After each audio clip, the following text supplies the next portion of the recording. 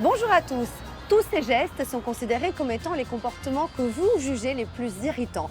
Tout le monde y a déjà été confronté. Comment faire pour bien partager la route? C'est ce que nous allons voir dans Contact.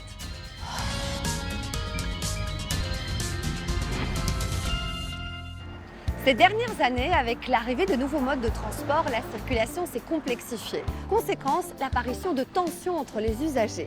Qu'est-ce qui vous énerve le plus lorsque vous êtes au volant? On vous a posé la question.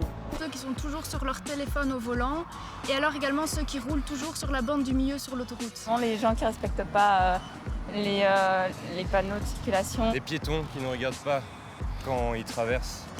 Ne pas mettre son clignotant. Ça klaxonne dans tous les sens, ça s'arrête pas obligatoirement au passage piéton. Le non-respect du code de la route, oui.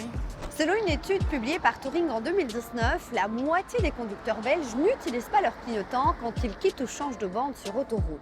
Et en moyenne, 4 conducteurs sur 10 ne préviennent pas lors d'un dépassement ou encore lorsqu'ils changent de direction sur les routes secondaires.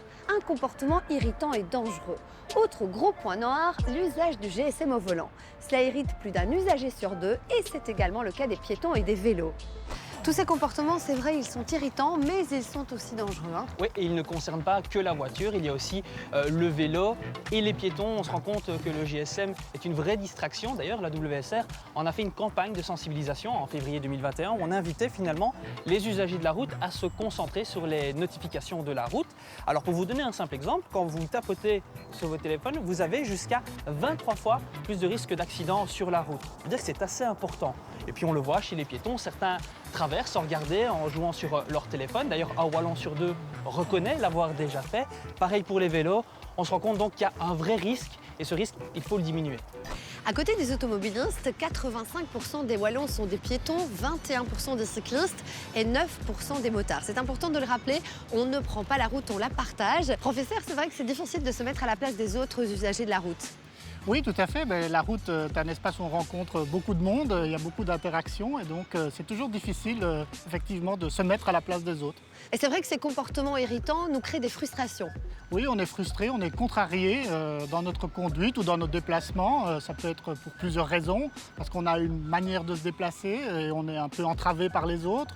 Ça peut être aussi parce qu'un événement inattendu arrive et en fait on attribue la cause de cet événement à l'autre et on s'irrite. Ou alors ça peut être aussi parce qu'on a des images, des stéréotypes en fait des autres usagers et d'emblée on a une attitude qui peut être désagréable envers ces autres usagers, par exemple un automobiliste vis-à-vis d'un cycliste ou l'inverse. La plupart des usagers ne sont pas uniquement des piétons, des cyclistes ou des automobilistes, mais se déplacent tantôt à pied, à vélo, en voiture, en fonction de leur trajet.